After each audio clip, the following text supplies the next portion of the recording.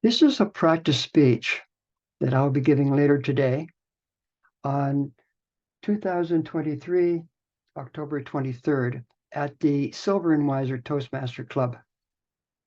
This is what's called an icebreaker speech, which normally is intended to introduce the speaker to the club.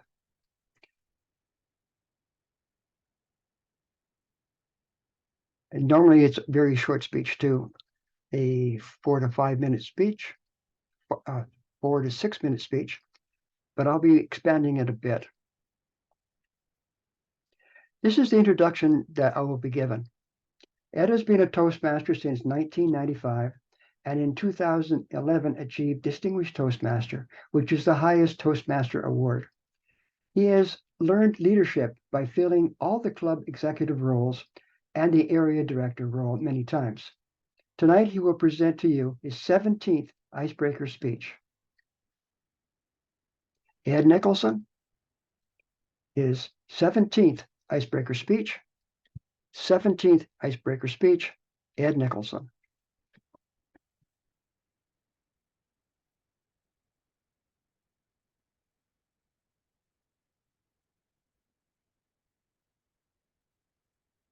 What does one say in your 17th icebreaker speech? Mr. Toastmaster, fellow Toastmaster, most welcome guests. I asked myself earlier, what should I say in my 17th icebreaker speech? Normally, in an icebreaker speech, the speaker introduces himself to the club. Well, in my case, the club knows me quite well. So I struggled to ask myself, what could I do that was different? And it occurred to me, there was a discrepancy perhaps I could discuss, I could work on. This discrepancy is the difference between what I claim is when I started Toastmasters and the official record. They differ by about 10 years.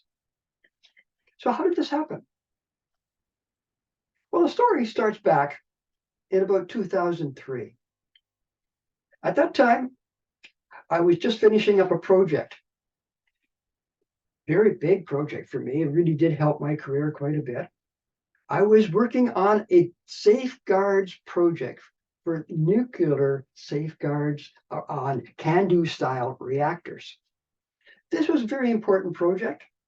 It had already been set up and developed, but hadn't been fully delivered at the time I took it over. It was a very interesting, exciting job where I needed to learn all about the can-do style reactor.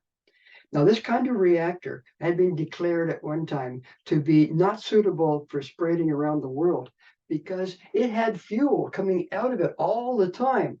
And the International Agency Safeguards Inspectors would have a very difficult time keeping track of all the bundles going in and out so that they could make sure that none of this stuff was going into nuclear bomb production. Very important. Don't want that. So ACL developed the thing called the spent fuel bundle counter. This was an automatic device that could go into a very dangerous part of the reactor where the radiation fields were incredibly high and monitor and count all the fuel bundles that came out of the reactor. That way we'd know for sure, or the inspectors would know for sure, that whether any bundles have been deviated. All the bundles coming out of the reactor had to be in the spent fuel bay. And of course, with this counter, the inspectors could know for sure. The reactors that this was made for are the can-do style reactor. And of which there's quite a few in Canada, and there's about 4 others outside of Canada.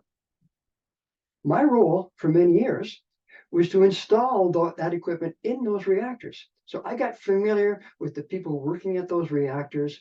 And of course, I got very, very familiar with the spent fuel bundle system inside the fuel handling system. Incredible safeguards involved in here to make sure that everything worked well in the can-do system, can-do nuclear power system. This was very useful for me later on in life because course, the project I was on came to an end, and I needed to move on to something else. Well, as soon as the project ended, my managers didn't have any, I consider, significant work for me. So I had some fill-in sort of jobs. Nice of them to do that, so I avoided being laid off. But it wasn't something that really excited me all that much. So I kept an eye out in contact with the people that I had been working with over these years.